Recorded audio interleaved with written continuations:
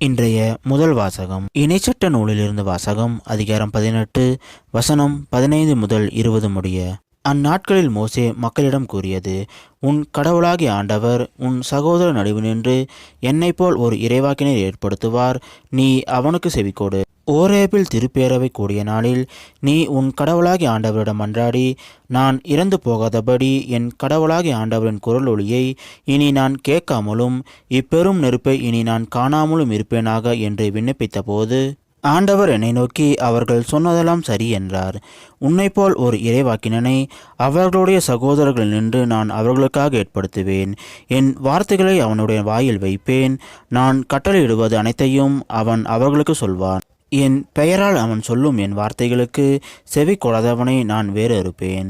ஆனால் ஓர் இறைவாக்கினன் எனது பெயரால் பேசுவதாக எண்ணிக்கொண்டு நான் அவனுக்கு கட்டளையிடாதவற்றை பேசினால் அல்லது வேற்று தெய்வங்களின் பெயரால் பேசினால் அந்த இறைவாக்கினன் சாவான். இது ஆண்டவர் வழங்கும் அருள்வாக்கு. இறைவா, உமக்கு நன்றி. இன்றைய இரண்டாம் வாசகம்.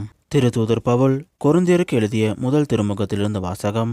அதிகாரம் 7 வசனம் 32 முதல் 35 முடிய. சகோதர சகோதரிகளே, நீங்கள் கவலையற்றவர்களாய் இருக்க வேண்டுமென்றே நான் விரும்புகிறேன். மனமாகாதவர் ஆண்டவருக்குரியவற்றில் அக்கறை கொள்கிறார். எப்படி அவருக்கு உகந்தவற்றை செய்யலாம் என எண்ணிக்கொண்டிருக்கிறார். ஆனால் மனமானவர் உலகக்குரியவற்றில் அக்கறை கொள்கிறார். எப்படி தம் மனைவிக்கு உகந்தவற்றை செய்யலாம் என எண்ணிக்கொண்டிருக்கிறார். இவ்வாறு அவர் மனம் பிளவுபட்டுள்ளது. மனமாகாத பெண்ணும் கன்னி பெண்ணும் ஆண்டவருக்குரியவற்றில் அக்கறை கொள்வதால் அவர்கள் உடலிலும் உள்ளத்திலும் தூயோர் ஆகின்றனர். ஆனால் மனமான பெண் உலகுக்குரியவற்றில் அக்கறை கொள்வதால் எப்படி தம் கணவருக்கு உகந்தவற்றை செய்யலாம் என எண்ணிக்கொண்டிருக்கிறார்.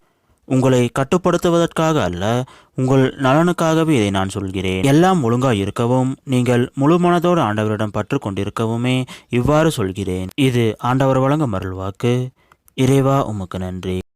இன்றைய நற்செய்தி. புனித மாற்கு எழுதிய நற்செய்தியிலிருந்து வாசகம்.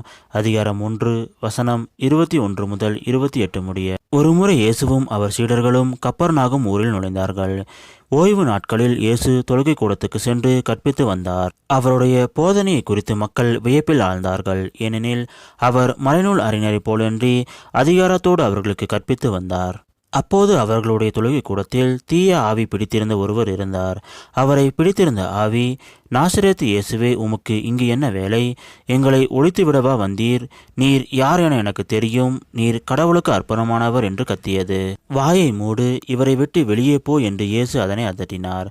அப்பொழுது அத்தீய ஆவி அம்மனிதருக்கு வலிப்பு உண்டாக்கி பெருங்கூச்சலிட்டு அவரை விட்டு வெளியேறிற்று. அவர்கள் அனைவரும் திகைப்புற்று, இது என்ன? இது அதிகாரம் கொண்ட புதிய போதனையாக இருக்கிறதே. இவர் தீய ஆவிகளுக்கும் கட்டளையிடுகிறார், அவையும் இவருக்கு கீழ்ப்படுகின்றனவே என்று தங்களிடையே பேசிக்கொண்டனர். அவரை பற்றிய செய்தி உடனே கலிலேயாவின் சுற்றுப்புறமெங்கும் பரவியது. இது கிறிஸ்து வழங்கும் நற்செய்தி. கிறிஸ்துவே, உமக்கு புகழ்.